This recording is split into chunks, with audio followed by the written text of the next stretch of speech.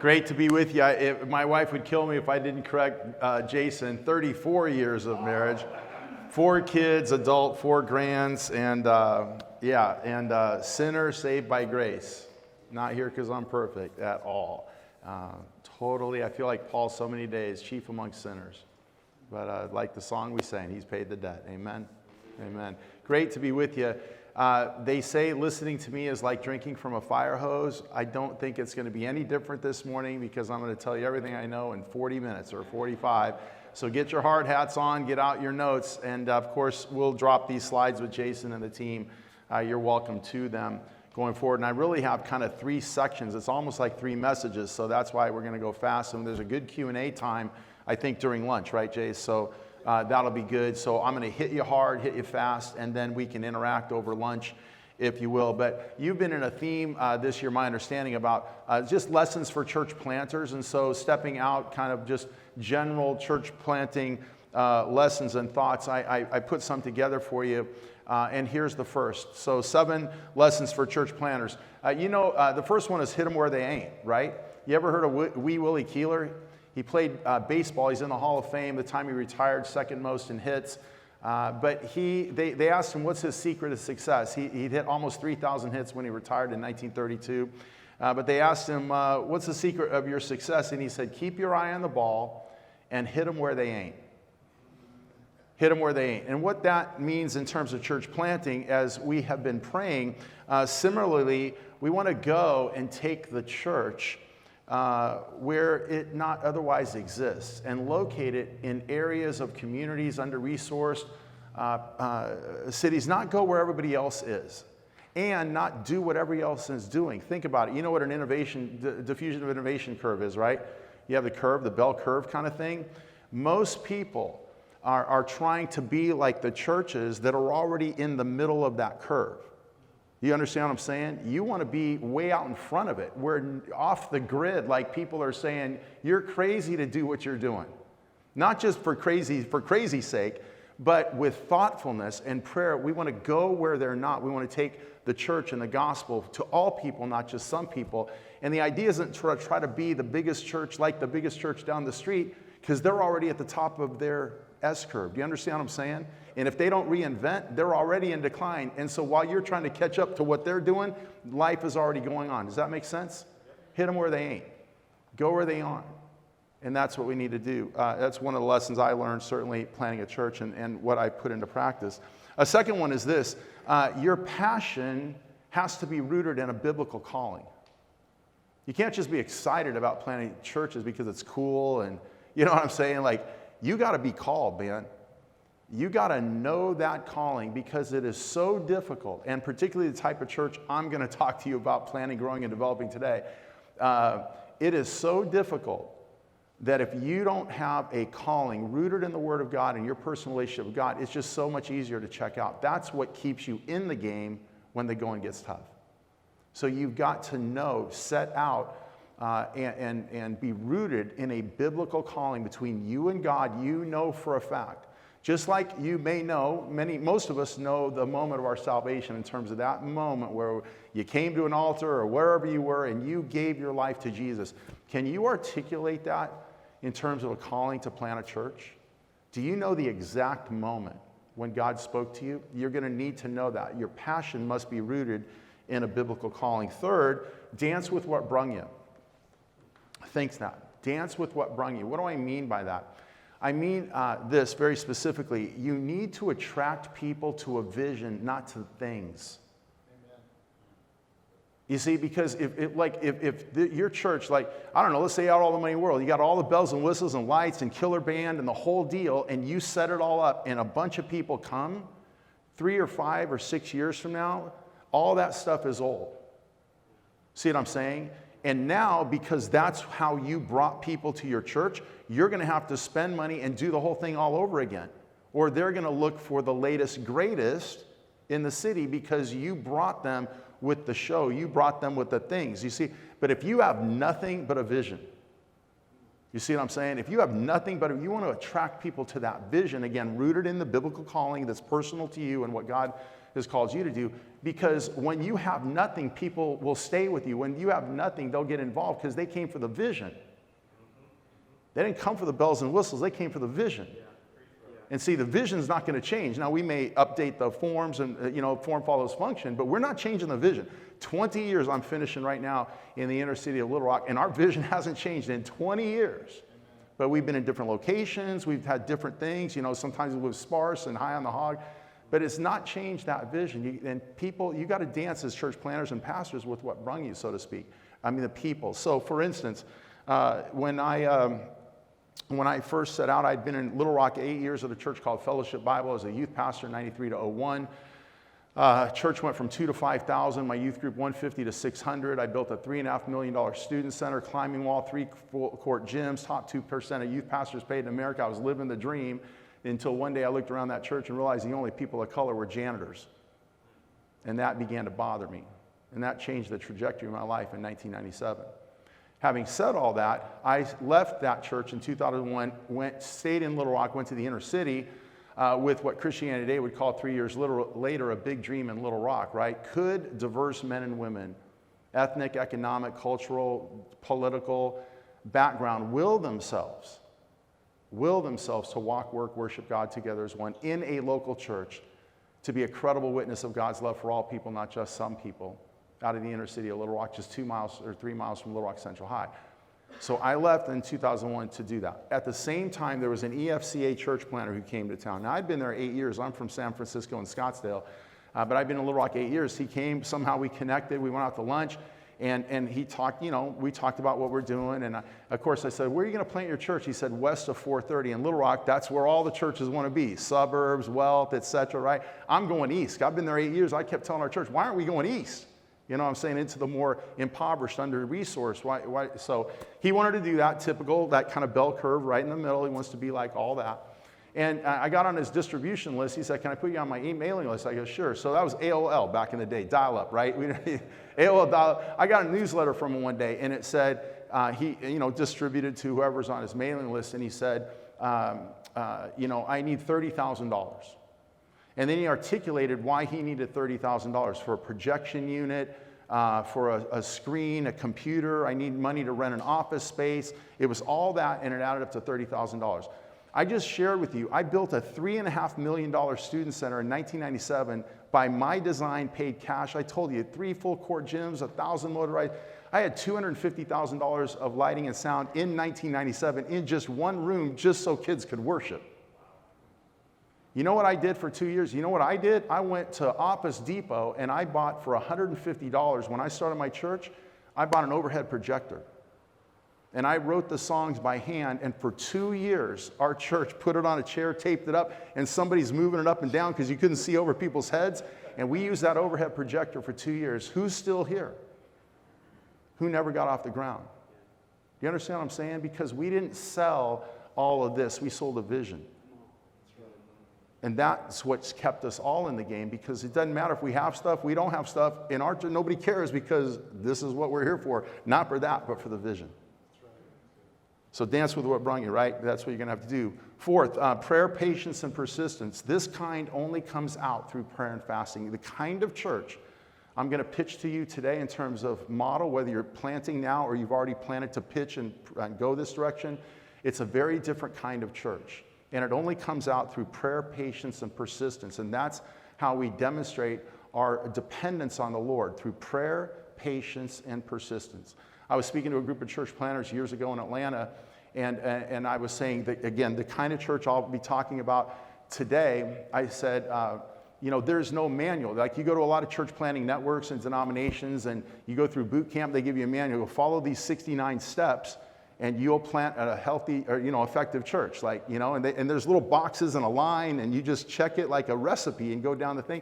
And a guy in the back raised his hand. He said, 299. I said, what do you mean? He goes, I got our denomination's manual in the car, and it's 299 steps to planting a successful church. Wow. This kind, I got no manual for you. You understand what I'm saying? Because this kind only comes out through prayer and fasting. It's a very different kind of church, which requires a different mindset. We have to embrace dependence. Here's a fifth quick lesson on this, and these are just general. I mean, there could be 100, right? But Jason asked me to give you just a few general thoughts from my experience. The fifth one is this, and I wrote about this in the book that some of you received this morning, is the myth of sustainability. How many of you have planted or were told you got to be sustainable in 3 years or something like that? Raise your hands if you would, or know what I'm talking about, either one, all right? That's a complete crock. It's a complete myth, okay? It's a complete misunderstanding of what is sustainability. So they tell you, hey, we're going to give you this money or whatever it is, but you got to be sustainable in 3 years because our funding's going away. What do they mean? They mean in 3 years you got to have 200, 250 people because X amount of dollars, et cetera, and it covers your budget, and therefore you're sustainable, right? That's the general definition. It's so wrong. It's such a myth.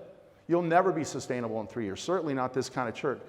Here's why, because all that is, let's just say that happened. Let's say you got to a couple hundred people and you have this budget and the giving is paying for that budget in 3 years, and you go, oh, we're sustainable now. No, you're not. Because what happens if the school you're renting all of a sudden ups your rent? Or they kick you out? You understand what I'm saying?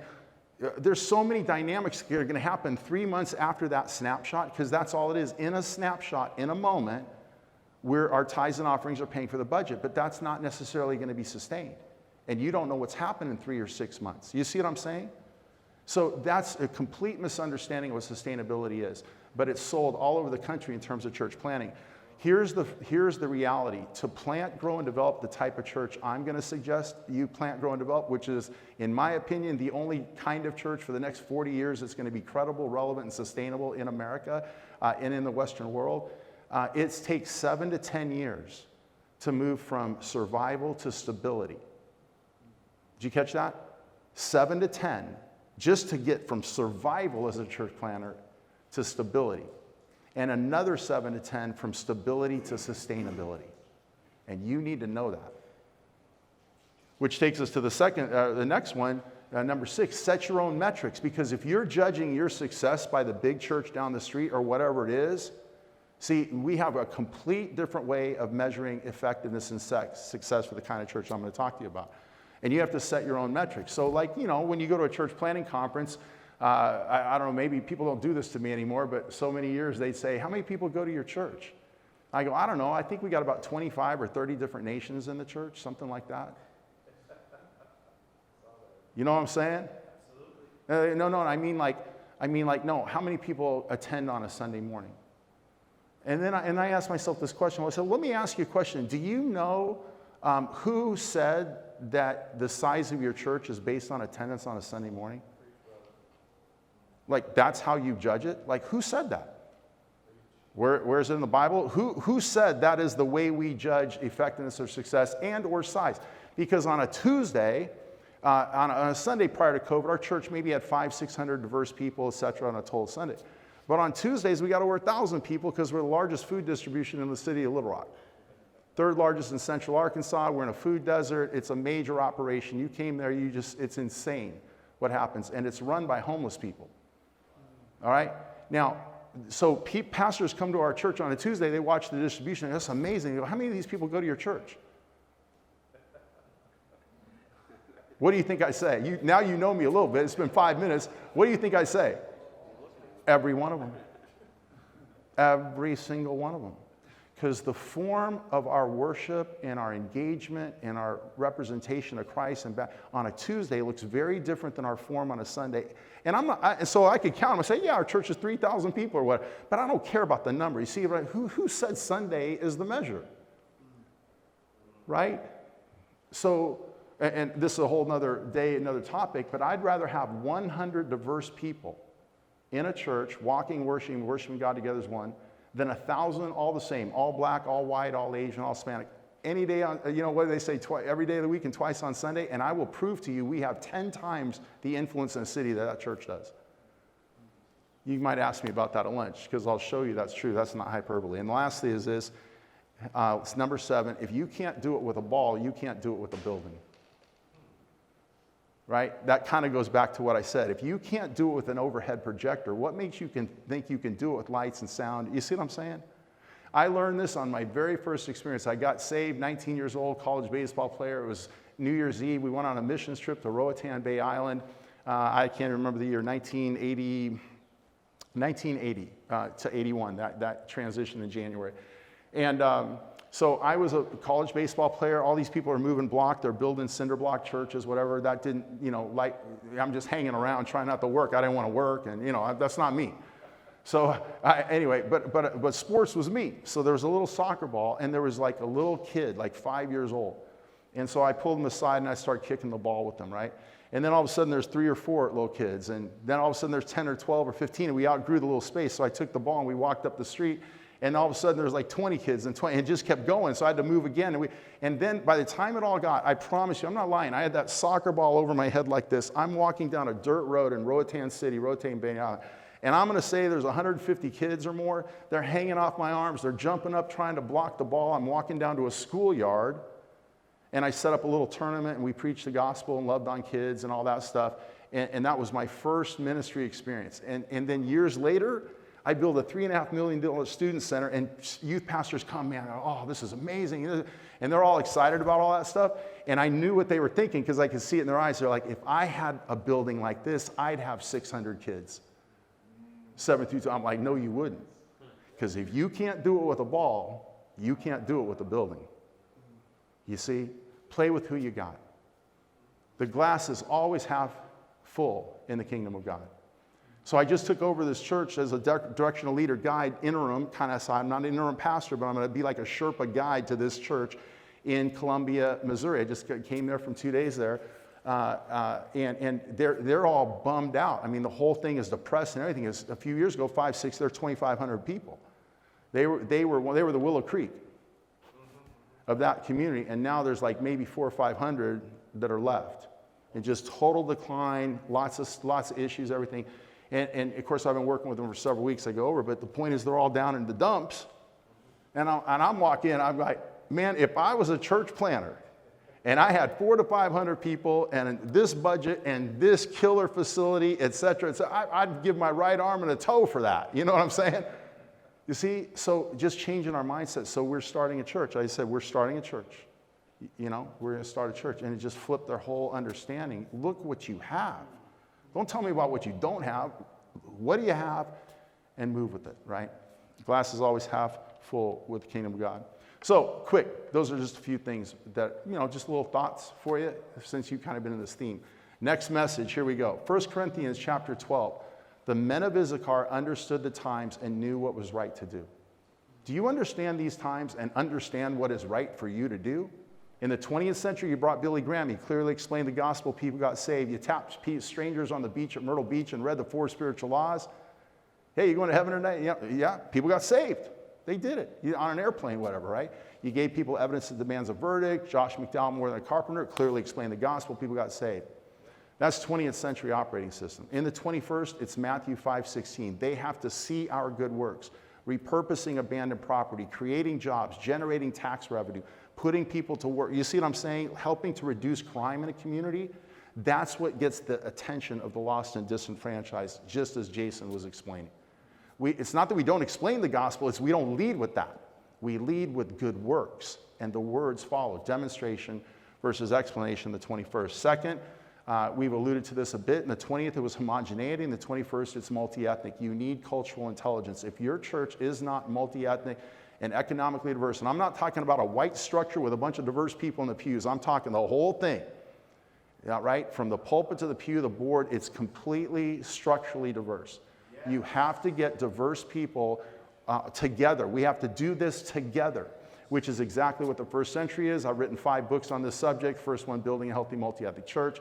Christ envisioned the church to be multi-ethnic. Luke described it in action. The model church of the New Testament is not Jerusalem, it's Antioch. Pitch your tents, folks. Yes. Don't model after Jerusalem. It's a starting point, not a stopping point. You need to be like Antioch. Go to the website. Did you know there's a website for the church at Antioch, Acts 13:1? Go there. This shows you the faces of the 5 pastors. 2 are from Africa, one's from the Middle East, one's from Asia Minor, and one is from the Mediterranean. Multi-ethnic staff for a multi-ethnic church. The greatest church in the New Testament was Antioch. We have to build healthy multi-ethnic churches and do that in a culturally intelligent way. Thirdly, size versus influence. I mentioned this briefly before when I said I'd rather play with 100 diverse people and 1,000 all this or all that, right? In the 20th century, you measured effectiveness by size. That was the goal. You chased size. Today, I would encourage you, chase influence. And the greater the diversity of your church, including in terms of structural health, again, not just a structure that is this way with everyone, no, structural diversity, healthy diversity, etc., which is biblical. I just said I don't have time to go into all this. And you have to be intentional to do it, right? The greater your diversity, the greater your influence in the city will be. Here's why. A city's like a pie. There's 12 slices. You have 5,000 white, Republican, suburban, et cetera, people on a Sunday morning. That's a lot of bodies, isn't it? But when they get out on a Sunday morning, they go into 2 slices of the pie. When you have 200 diverse people, homeless, undocumented, doctor, wealthy doctor, white, black, whatever, you see what I'm saying? You get that diversity. That's your congregation. When they got on a Sunday morning, they go into 8 or 9 or 10 slices of that 12-slice pie. Which church has more influence? In the 20th, it's size. 21st, it's influence. And the greater your structural diversity and the diversity of your church, the greater your influence will be in that community. You'll be trusted, credible. That's who they'll come to, not to the big churches that are homogeneous. Number 4, in the 20th century, we bought land and built new buildings for the church. In the 21st, you take over and you repurpose abandoned and underutilized space and redeem it, not only for the church but for the community.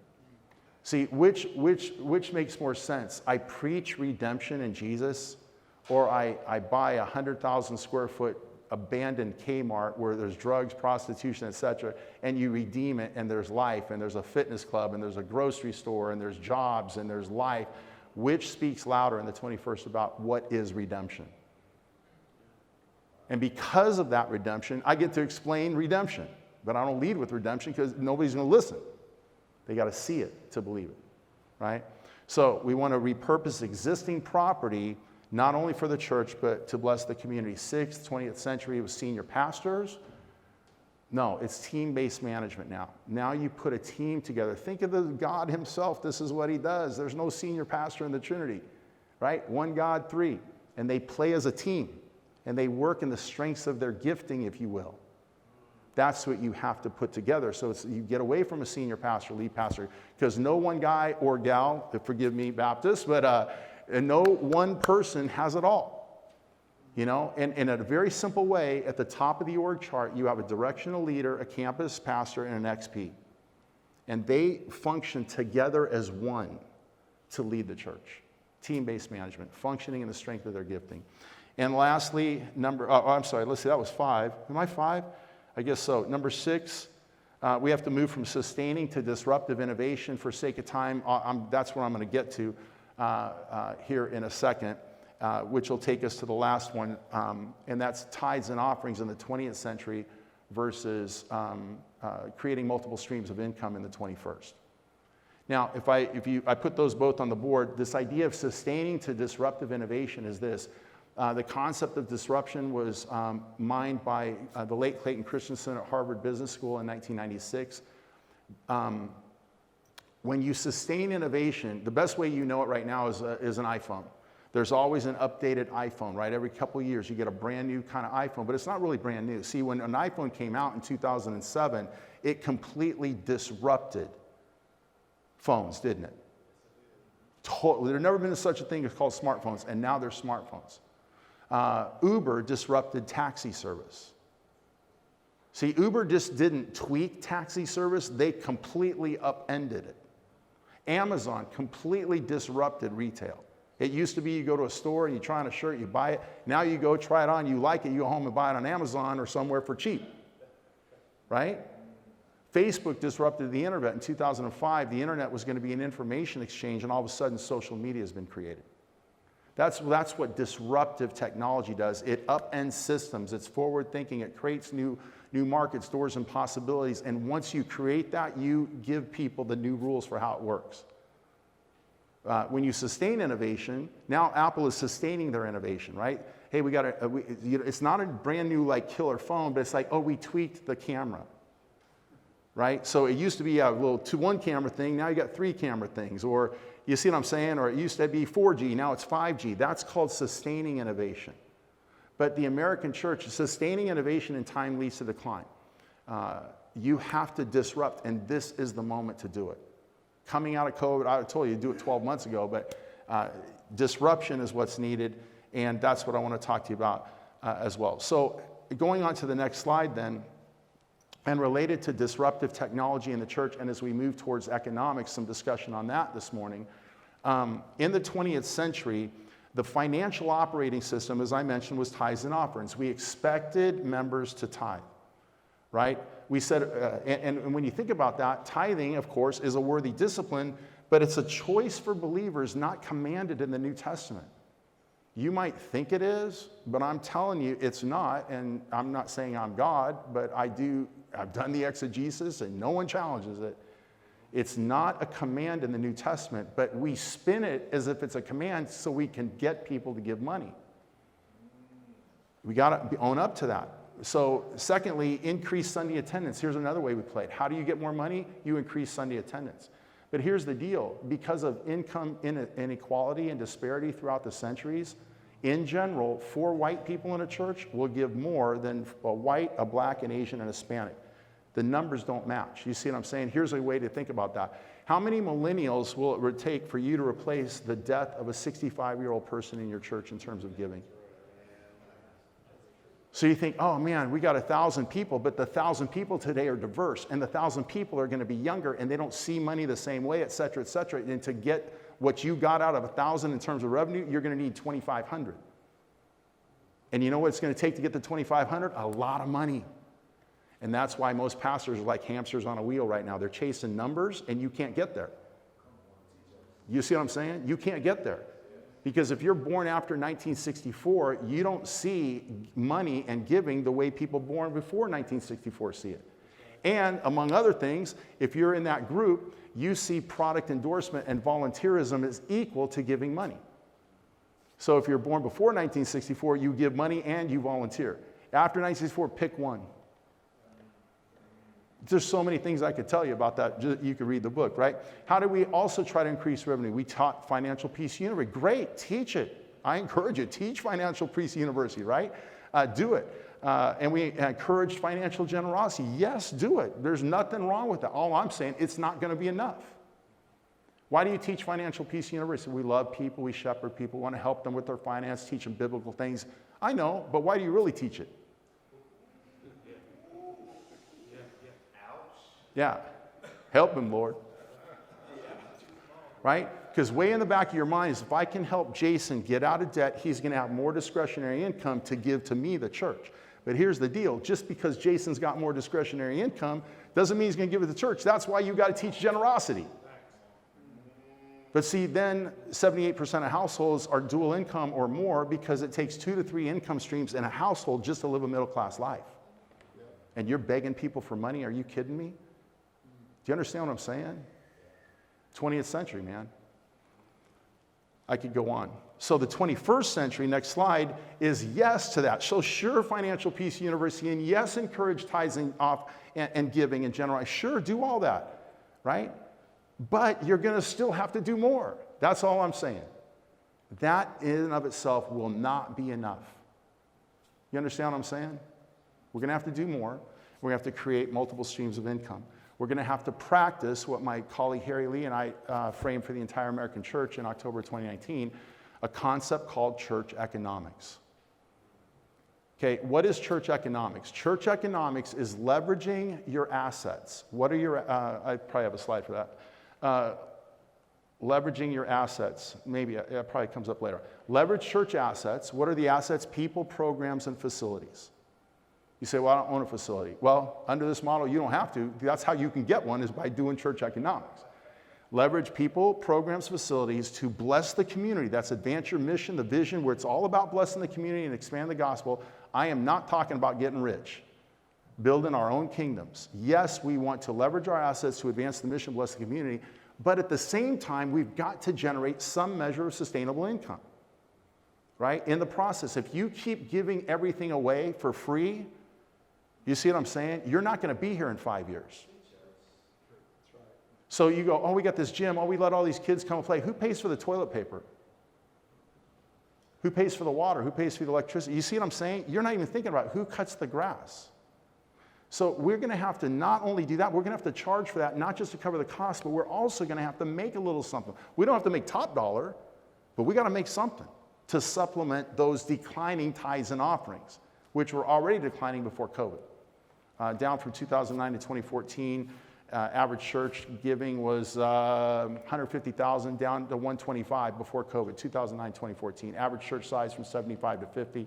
You understand we're in the wrong trajectory. This is why you need disruption, because you're not going to think your way out of this by sustaining innovation based on a 20th century operating system. You're going to have to completely disrupt the model. And fortunately, I'm here to tell you how to do it. All right? Disrupt innovation then is needed, right? What are some of the factors? I've mentioned some already, but here it is on a slide, so when you get it from Jason, you'll know what I'm talking about. There's a growing burden on the middle class, right? Middle class income and wealth is at the lowest it's been since 1947. The rise of dual income households, as I already mentioned, watch this. How many of you live in a household that has at least 2 or more income streams? Raise your hand. And raise them high and hold them up. Everybody look around the room, please. Okay? That's your church. Do you understand what I'm saying? I'm the pastor, you're my congregants, and that's what I'm going. Please, everybody give generously. And it's not that you have all this money because you're working 2 or 3 jobs or your family, whatever. That's what it takes for you to pay the bills. Number 3, shift in generational approaches. I already told you that in terms of who's born before and after 1964. Rapidly changing population and demographics. I hit on that. Income inequality, disparity through the centuries, African American enslavement up until Civil War, etc. You've got all these different Hispanics. You see what I'm saying? Where's their money going? Hard working on the streets, they're mowing your yards, and all the money's going to Mexico. You see what I'm saying? So the point is, that's a wide generalization. My point is they don't have generational wealth in America, nor do African Americans, because of income inequality, etc. Right? So you say, oh, we're going to raise support. Hey, Brother Lawrence, come on, join my church planning team, man. You just have to raise $60,000 a year for yourself. See what I'm saying? I'm talking in generalities now, because there's a lot of African Americans got a lot more than I do, and you see what I'm saying? But we're talking about people groups. Don't think of an individual. Think of people groups and historic income inequality, etc. So we're talking about these changing demographics. Today, 1 in 2 young people are not, under 20 years of age are non-white. 43% of millennials are non-white. By 2042, unless that's going to be accelerated from the new census, 1 in 2 people in America won't be white. And that's what it gets back to. You think, oh, if I can get 1,000 people, I'll have this. No, it's going to take 2,000. It's going to take 2,500 because of income inequality, increasing diversity, the way millennials see. You see what I'm saying? It's unsustainable if you think you're going to do bold mission on tithes and offerings. And of course, as I mentioned, declining church attendance. And next slide, please, the impact of an unforeseen virus accelerates. So we wrote this book in 2019, and we're looking ahead 7 to 10 years. The government's going to tax your property. Local counties, see, the probability of the county taxing your property is high. If you're Rick Warren and you own Saddleback in Orange County and they decide to tax church property, like is already happening in Pennsylvania, like is already happening in Connecticut, what would be that tax bill every year? Okay, and let me ask you this question. Where does the money to pay the piper come from? Tithes and offerings. See, you have some little old lady, and she's put $10 in the offering plate, as unto the Lord to further work that came. I got to take that 10 and give it to the tax man. You understand what I'm saying? We can't do that. What if the federal government takes away our tax-exempt status? Do you think that's a birthright for a church? I can't remember. I researched. It's in the book. I'm going to guess 1915. I could be wrong, don't quote me, but read it. I researched it. Look it up yourself. I think it was 1915, 1920. The church was given tax-exempt status in recognition for all the social services and goods it gave away. Because if the government's got to, let's say, build a hospital, you see what I'm saying? But a church does a hospital, that's a financial benefit to the government, and so they recognize that in the form of a tax credit. But what the government gives, it can take away. And for all kinds of reasons. It could be because of our beliefs and who we will marry and who we won't marry. Because they need the money, and a church is going to be a great place to go fishing for it. For all kinds. You see what I'm saying? There's a possibility on that. I'd say probability on the county's taxing. So just some of that. And who was even thinking COVID? You see what I'm saying? The time to pivot then is now. So next slide, I already mentioned this. What are the assets of a church? People, and not just the people, but the networks they have to people, right? Money, not just the money you have, but the money that you're able to quickly aggregate.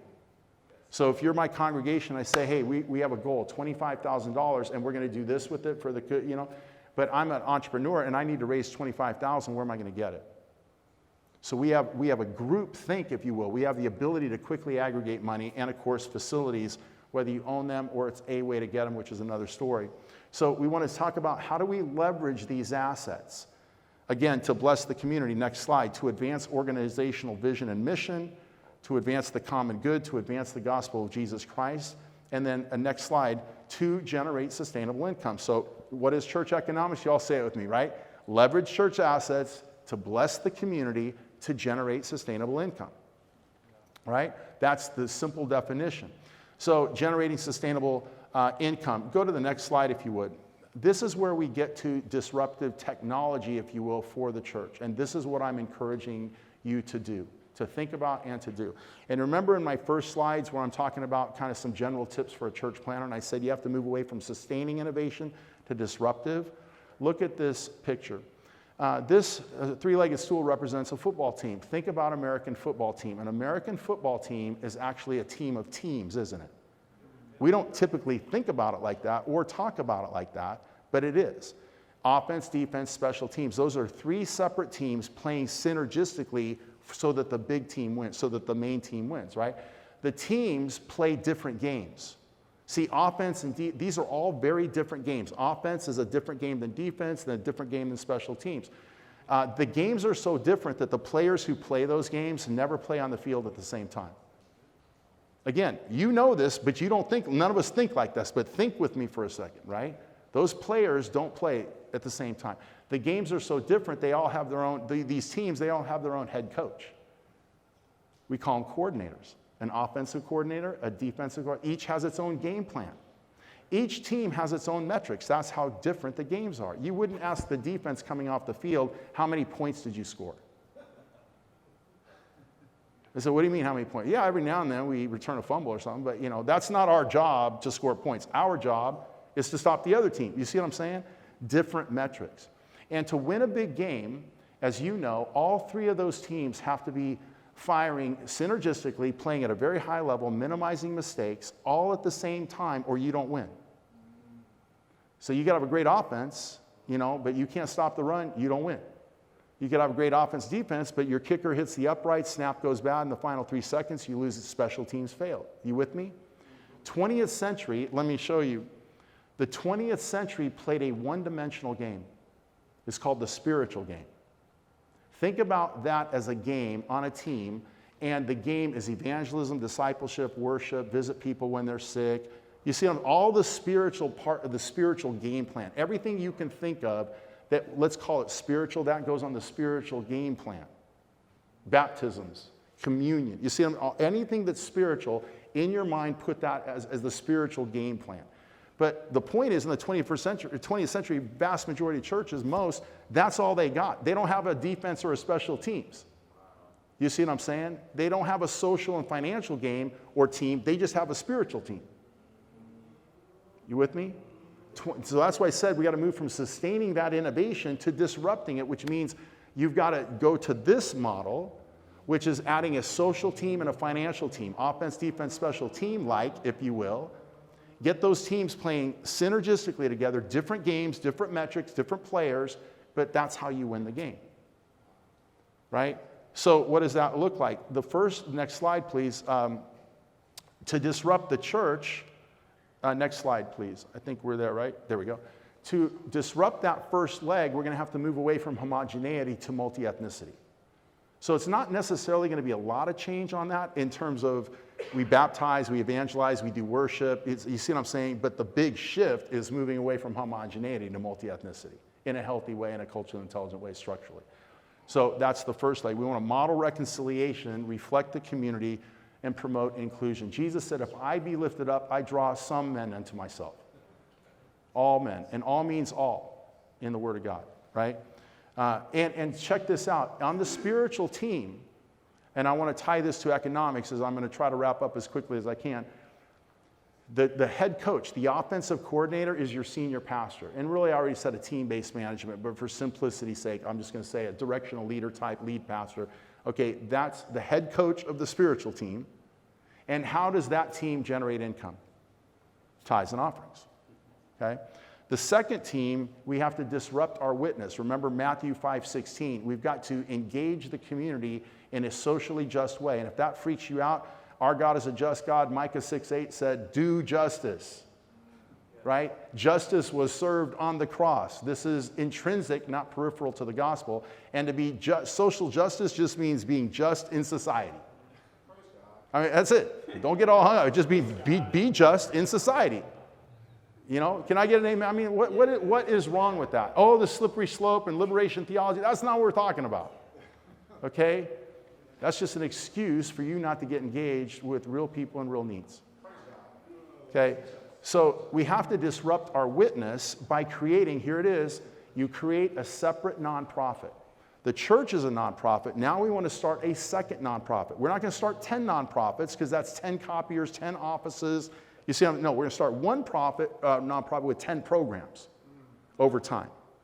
And you move your justice, your compassion, your mercy ministry, whether it's food distribution, immigration counseling, whatever it is, what you've currently got it under the church, you move it under the budget of the nonprofit. That's how you can scale. It's limited here. You got 3 things you're doing. Fourth person comes up, says, I want to teach ESL. I'm sorry, we don't have any more money. We don't have any more room. We can't recruit. Move it here. Get it under here. You can fast track people to nonprofit status. And you can scale because on this team, it's led by an executive director, an MSW type. And how does it primarily generate income? Grants and donations. Right? So you seek local, federal, state grants. Other churches will give your nonprofit money. They'll send people to your church to work those programs. But if it's under a church, the churches don't send money to other churches. They just don't do it. Right? Generally speaking, that's pretty rare. And they're not going to send their people to help you because we got programs. But they don't see it when it's under a nonprofit. We follow this, been doing it since 05, 04, something like that. But like just one of our programs under the nonprofit shifted here. Within 3 years, it's got an $800,000 federal government grant. We'd never got it if it was a church. You understand what I'm saying? That one program in the org chart, it has a bigger budget than the entire church now. Funded by grants and donations. Structurally smart. So you move that out. Mercy means focus on holistic needs of a specific community. Don't fire a shotgun with your limited resource in the city. Pick a community. It could be a trailer park. It could be an apartment complex. In our case, we've expanded now to a 32,000 person zip code. What's your parish? Get in there with everything you got and stay in there to see synergistic uplift. Executive pastor, grants donation, last leg right here. The third leg is that financial leg, right? Led by CEO types. Business people are leading this team. You don't want pastors leading this team. We didn't get 1 hour of one seminary class we don't know what we're doing. When a pastor uses the word ministry in the context of money, it means a financial loss. Y'all catch that? You go to your board meeting and say, hey, how come it costs us, I see you got a tip jar at the coffee, but it looks like, you collect about $60 a week, but it's costing us $100. So we're losing $40 a week, and you go, man, it's just ministry. You see what I'm saying? No, it's not. That's why you don't want pastors doing that, right? Man, I got so much more, Jason, but I know I got to stop right here. But when you get to this point on the economics, this is all in the book, so let me just try, how it is, try the best I can. The first pushback is going to be spiritual. Then you say, a church has no business making money. Preach the gospel, Lawrence. Where's your faith, man? Just trust the Lord. Preach Jesus, and he'll supply all your needs in Christ Jesus, right? The person that says that to you, you know what you do? You look at me and I say, let me ask you a question, Lawrence. You ever been to a doctor? Do you ever take prescription medicine? You ever sign a loan to buy a car you couldn't afford? Where's your faith, man? You got a job, you work hard, you try to get a raise. Where's your faith? Why don't you just sit in your house, read the Bible, and pray all day and go check your mailbox for checks? See, it's an erroneous understanding of faith.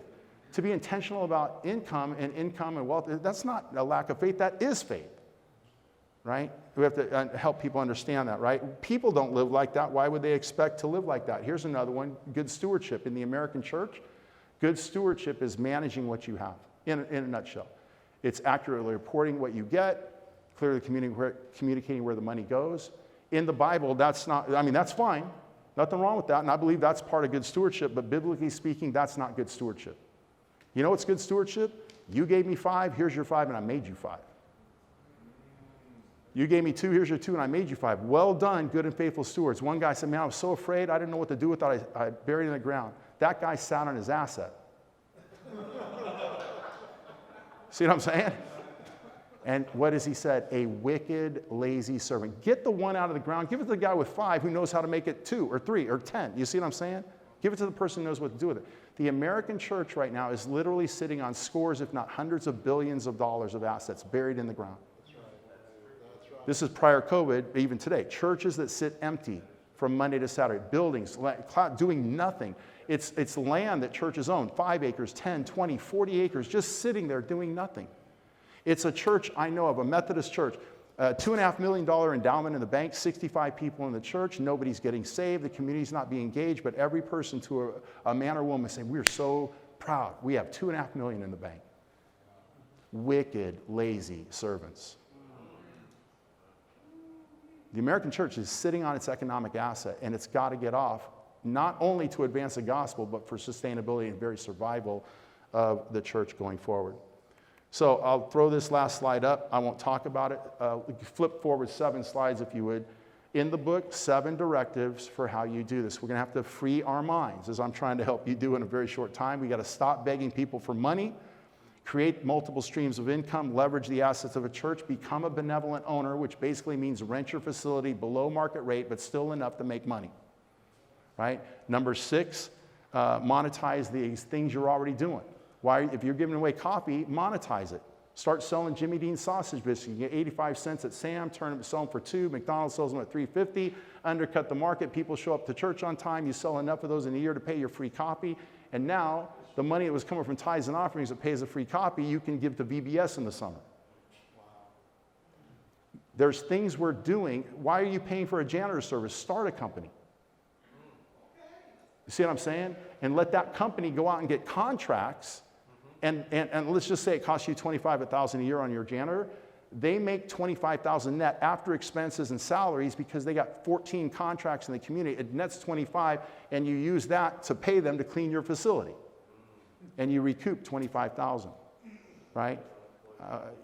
You monetize things we're already doing in the last one, of course, start new businesses. Yes, you can start a business. A nonprofit can own a business. You won't lose your tax-exempt status if you play by the rules. So, last slide. Jason, come on up, or the band. I'm going to tell you right now so I don't keep talking. Because you can see I gave you 3 messages in like 45 minutes or whatever it's been. Appreciate a little extra time. Because I got up a few extra minutes late, but no big deal. There is a still small growing voice that's doing this. And you need to understand this is the way of the future. And the sooner you get on this path, remember it's going to take time. It's not going to happen like this. No silver bullets. But you've got to disrupt your thinking about what is and what isn't a church. In our church, it took us 12 years, 10 years, but we got a 100,000 square foot Kmart. We finally bought it. We were in a Walmart for 12 years, month to month, and then we bought a Kmart right up the street. That Kmart has a 50,000 square foot suburban fitness club. We brought it to the inner city, $2 a square foot, $8,000 of rent a month to us. It pays our $7,400 mortgage. Then I leveraged that. In that case, we bought that building. When I bought it for $1.7, it was worth $1.5. Rented half to a fitness club. 2 years later, they invested $1.7 million. Now it's worth $4.2 million. Now we're putting in a grocery store right now as I speak, 5,500 square foot. In 18 months, that should be $5,000 a month. And we've opened the largest, the event center in the city of Little Rock because everything else shut down. And so now we're building out 15,000 event centers. So bottom line is this Kmart's got all this stuff going on, immigration, counseling offices. And my wife said to me when she found out I'm putting a grocery store in there, she said, "Where's the church?" You see what I'm saying? And what did I say now that y'all know me? This is the church. You see what I'm saying? We're going to embed the community in the church. Or you could look at the other way. We're going to embed the church in the community, but we're not going to build little silos over here. No, we want the economic. create jobs, lower crime. This is what the world pays attention to. And it's what I'm passionate about, because I'm passionate about the gospel and I'm passionate about the church. You see what I'm saying? And in order to sustain and thrive in the 21st century for the next 30 to 40 years, you're going to have to play like this. You have to learn to play. And if you don't know how to play like, don't worry. You don't have to be the business guy. That's why God gave you business people around you. See, you got to build a team like a head coach. Get the other coaches with you. Don't feel a stress. You got to do it all yourself. Right? Build your team, but build it like this. And so instead of hiring 8 people on the spiritual leg when you start a church, maybe you just need 3 over here, and let's get a couple over here and 1 over here. You see what I'm saying? And you balance even how you think about staffing going forward. Super important to play like this, because I'll tell you, the next disruptive shift is going to be about 30 or 40 years, because then half your staff's going to be robots. Nobody goes to a building because you can speak to a 12th generation Alexa, and you'll be instantly holographed into a church. And I'll be hanging out with Jason in a holograph, right? You won't need a parking lot because everything will be driverless cars. That's about 2050, 2060, and most of us won't be here. Good luck to those who are. All right?